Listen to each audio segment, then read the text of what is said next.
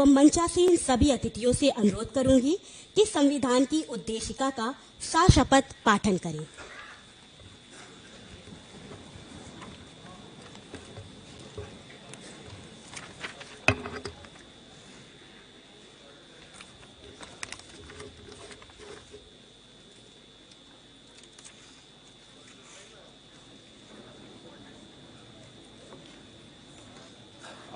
नहीं है, ले लीजिए, वहां से ले लीजिए, एक ही से नहीं लीजिए, वहां से अलग अलग ले लीजिए।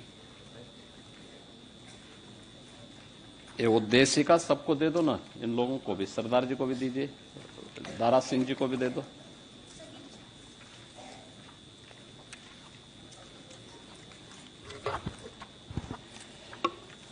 ये भारत के संविधान की उद्देशिका है। आप सभी मेरे साथ इसको दोहराएंगे। हम भारत के लोग भारत को एक संपूर्ण प्रभुत्व संपन्न समाजवादी पंथ निरपेक्ष लोकतंत्रात्मक गणराज्य बनाने के लिए तथा उसके समस्त नागरिकों को सामाजिक आर्थिक और राजनीतिक न्याय विचार अभिव्यक्ति विश्वास धर्म और उपासना की स्वतंत्रता प्रतिष्ठा और अवसर की समता प्राप्त कराने के लिए तथा उन सब में व्यक्ति की गरिमा और राष्ट्र की एकता और अखंडता सुनिश्चित करने वाली बंधुता बढ़ाने के लिए दृढ़ संकल्प होकर अपनी संविधान सभा में आज तारीख 26 नवंबर 1949 ईस्वी मिति मार्गशीर्ष शुक्ल सप्तमी संवत 2006 विक्रमी को एतद द्वारा इस संविधान को अंगीकृत अधिनियमित और आत्मार्पित करते हैं। भारत माता की जय। बहुत बहुत धन्यवाद माननीय। कार्यक्रम के अगले चरण में समय है भारत के संविधान दिवस से संबंधित वृत्त चित्र फिल्म के प्रसारण का, जो हमारे अधिकारों और कर्तव्यों के विषय में और भी अधिक जागरूक करेगी।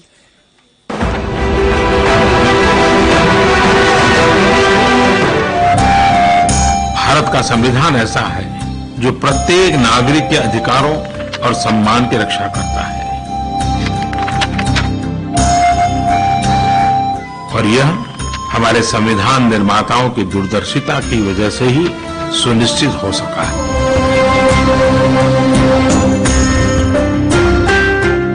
संविधान सभा के गठन की मांग सी राजगोपालाचारी ने पुरजोर तरीके से उठाई, जिसे अंग्रेजों ने अगस्त 1940 में स्वीकार कर लिया।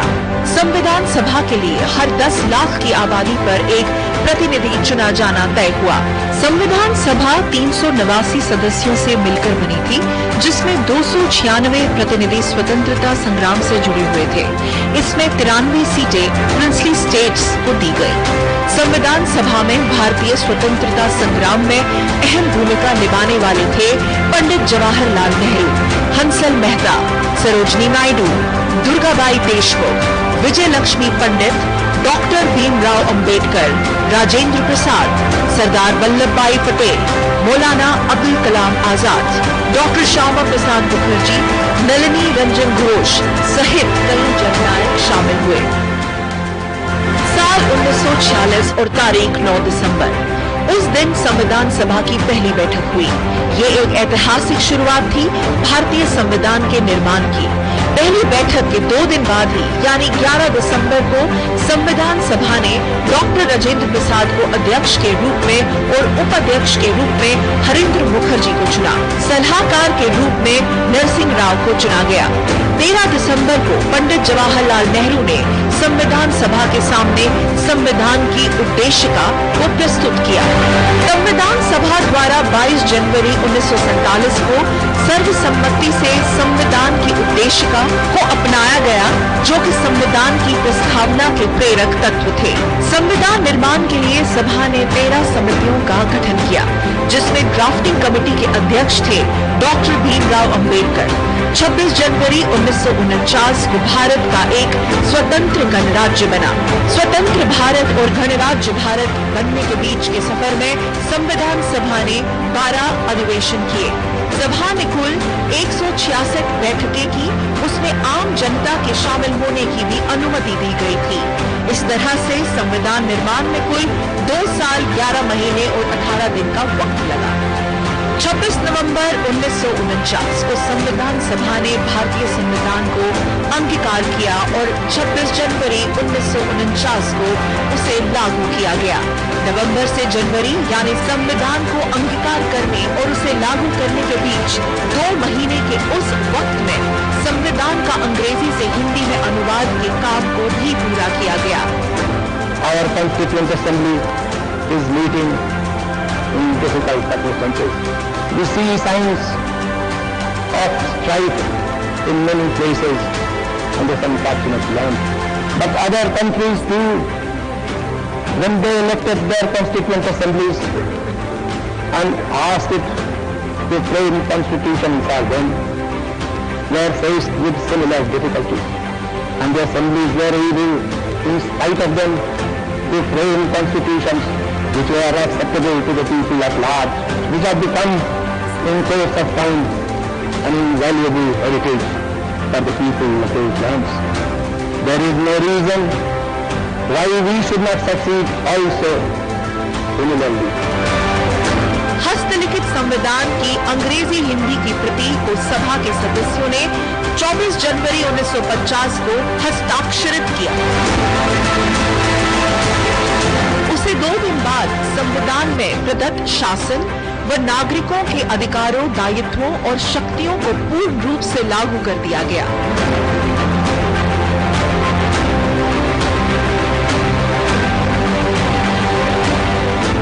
संविधान को लागू करने से ठीक पहले डॉक्टर भीमराव अंबेडकर ने घोषणा की थी कि वो ऐतिहासिक दिन आ गया है जब भारत के पास अपना संविधान। Let us leave aside slogans. Let us leave aside words which frighten people. Let us even make concession to the prejudices of our opponents. Bring them in so that they may willingly join with us on marching upon that road, which, as I said, if we walk long enough, must necessarily lead us to unity. भारतीय संविधान दुनिया के किसी भी देश के लिखित संविधानों में से सबसे लंबा संविधान है। इसमें लोकतांत्रिक मूल्यों को संरक्षित करने, राजनीतिक शासन पद्धति, सिद्धांत, नागरिकों के अधिकार सहित कार्यपालिका, न्यायपालिका और विधायिका की शक्तियों, मर्यादाओं को विस्तार से उल्लेख किया गया है। भारतीय संविधान में दुनिया में उस वक्त प्रचलित सर्वश्रेष्ठ नीतियों को जगह दी गई। इस तरह से ये दुनिया के सबसे बेहतरीन संविधानों में शामिल है। भारत का लोचदार संविधान इतनी स्वतंत्रता भी देता है कि समय के अनुकूल उसके अंदर कुछ सुधार भी किए जा सके। भारतीय संविधान और उसके निर्माताओं के प्रति आस्था और कृतज्ञता व्यक्त करने के लिए साल 2015 से 26 नवंबर को हर साल संविधान दिवस मनाए जाने की शुरुआत हुई।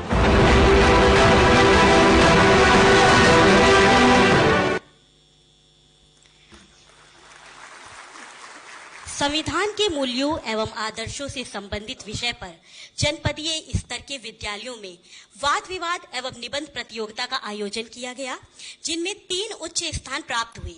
मैं माननीय मुख्यमंत्री जी से सादर अनुरोध करूंगी कि प्रथम 3 स्थान प्राप्त करने वाले स्कूली बच्चों का उत्साहवर्धन करते हुए उन्हें पुरस्कृत एवं सम्मानित करें। प्रथम स्थान प्राप्त किया है अंशिका शर्मा, राजकीय बालिका इंटर कॉलेज, शाहमीना रोड, लखनऊ।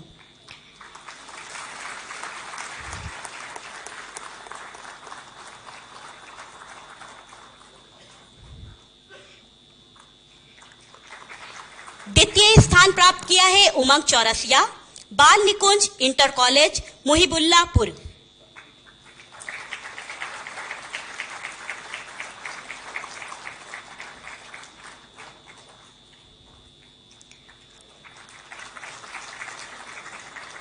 तृतीय स्थान प्राप्त किया है रिया मौर्य, राजकीय बालिका इंटर कॉलेज, मलियाबाद।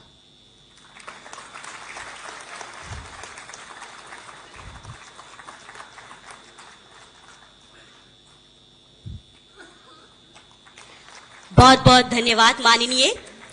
इसी क्रम में मैं बहुत ही आदर के साथ उत्तर प्रदेश के यशस्वी माननीय मुख्यमंत्री श्री योगी आदित्यनाथ जी से अनुरोध करूंगी कि अपने आशीर्वचनों से हमें अनुग्रहित करिए। माननीय मुख्यमंत्री जी।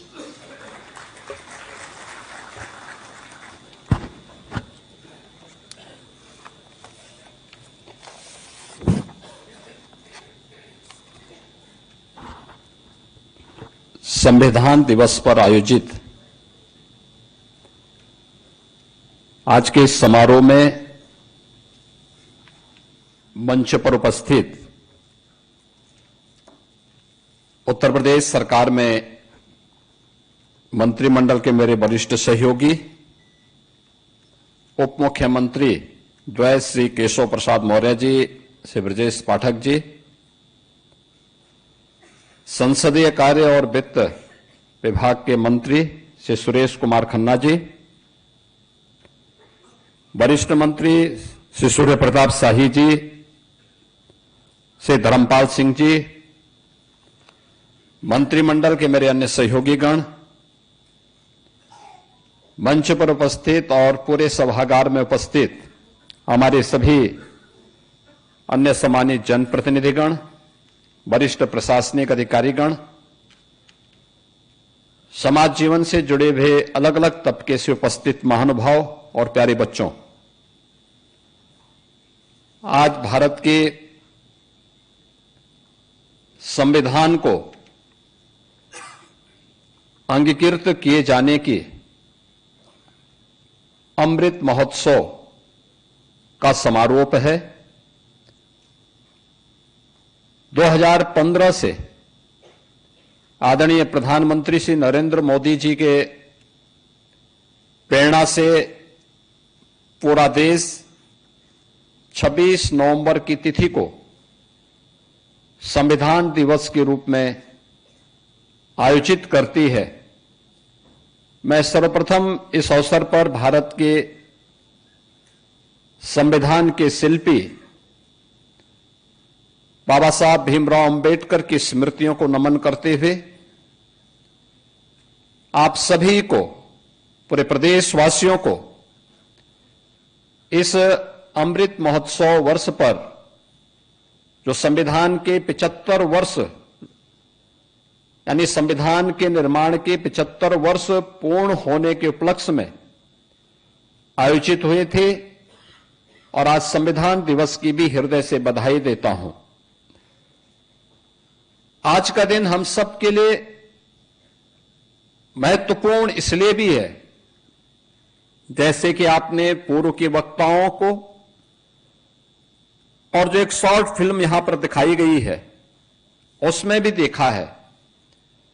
भारत का संविधान 1946 में हुए संविधान सभा के चुनाव के उपरांत गठित एक संविधान सभा ने भारत के संविधान का निर्माण किया था, जिसकी अध्यक्षता डॉक्टर राजेंद्र प्रसाद जी, जो बाद में भारत के राष्ट्रपति बने, उनकी अध्यक्षता में बनी हुई संविधान सभा ने जो अलग अलग समितियां बनाई थी, उसमें ड्राफ्टिंग कमेटी के अध्यक्ष के रूप में इस संविधान को कितनी धाराओं में, कितने उपबंधों में कैसे संयोजित करना है, उस डार्टिम कमेटी के अध्यक्ष के रूप में बाबा साहब भीमराव अंबेडकर की भूमिका अत्यंत महत्वपूर्ण भूमिका थी। जैसा कि यहां पे बताया भी गया कि 2 वर्ष 11 महीने और 18 दिन भारत के संविधान के निर्माण में लगे और भारत के संविधान निर्माण में जिन भी स्वाधीनता संग्राम सेनानियों ने अपना योगदान दिया और उस क्षेत्र के विशेषज्ञों ने इसमें अपना सहयोग किया, आज उसी का परिणाम है कि दुनिया के अंदर सबसे बड़ा संविधान, भारत की अनेकता को एकता में जोड़ने वाला संविधान अगर किसी के पास है तो हम सब भारतवासियों को बाबा साहब भीमराव अंबेडकर के द्वारा निर्मित इस संविधान पर गौरव की अनुभूति करनी चाहिए। बाबा साहब भीमराव अंबेडकर, उन्होंने उस समय भी जब इस संविधान की मूल प्रति को लेकर के उनकी समिति संविधान सभा के पास गई थी, उस समय भी उन्होंने इस बात को कहा था कि यह संविधान एक दस्तावेज है जो भारत की विविधता को एकता में जोड़ने में सदैव एक मार्गदर्शिका के रूप में पूरे देश का नेतृत्व प्रदान करेगी। और हम सब भारतवासियों को इस पर गौरव की अनुभूति होनी चाहिए कि संविधान लागू होने के यह अमृत महोत्सव वर्ष वर्तमान में चल रहा है और संविधान अंगीकृत किए जाने का अमृत महोत्सव वर्ष का समारोह आज यहां पर आयोजित है। और इस अवसर पर हम लोग यहां पे इस आयोजन के साथ जुड़े हैं। हर संस्था में, हर पंचायत में इस प्रकार के आयोजन करके संविधान की प्रस्तावना का वाचन सभी संस्थाओं के द्वारा करने का एक प्रयास हुआ है। प्रधानमंत्री मोदी जी ने 2015 में संविधान दिवस के पीछे पूरे देशवासियों को इस बात के लिए प्रेरित किया था। अक्सर होता है कि हम में से हर व्यक्ति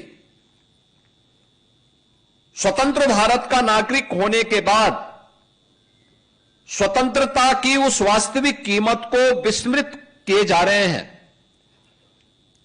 क्योंकि हमने स्वाधीनता की लड़ाई को अपनी आंखों से नहीं देखा, हमने उन क्रूर यातनाओं को नहीं सहा। परिणाम क्या है? हर व्यक्ति केवल अपने अधिकार की बात करता है, लेकिन अधिकार तब संरक्षित होते हैं, अधिकार तब सुरक्षित होते हैं और अधिकार संपन्न कोई व्यक्ति तब होता है जब वह स्वयं अपने कर्तव्यों का निर्वहन करने की आदत डाले। कर्तव्य के बगैर अधिकार नहीं हो सकता। और जिन लोगों ने भी कर्तव्य के बगैर अधिकार प्राप्त करने का प्रयास किया है, वहां पर लोकतंत्र नहीं, वहां पर कोई ना कोई तानाशाह उस पूरी व्यवस्था को अपनी गिरफ्त में लेकर के वहां के आम नागरिकों के मौलिक अधिकारों को रौंदता हुआ दिखाई देता है। लेकिन भारत इस मामले में सौभाग्यशाली है कि भारत ने अपने संविधान को हमेशा लागू होने के बाद सर्वोपरि मान करके सदैव इसको सम्मान दिया। अपने स्वाधीनता संग्राम सेनानियों को, अपने प्रतीकों को सम्मान दिया और संविधान की उन मूल भावनाओं को जिन मूल भावनाओं पर आधारित भारत का संविधान बना हुआ है, उसको अपने जीवन का हिस्सा बनाने का प्रयास किया। जब भी कोई देश अपनी इन मूल भावनाओं को सम्मान देते हुए आगे बढ़ता है, उसको विकसित होने में कोई रोक नहीं सकता। याद रखना, आजादी के अमृत महोत्सव वर्ष में प्रधानमंत्री मोदी जी ने देशवासियों के सामने विकसित भारत की एक संकल्पना रखी।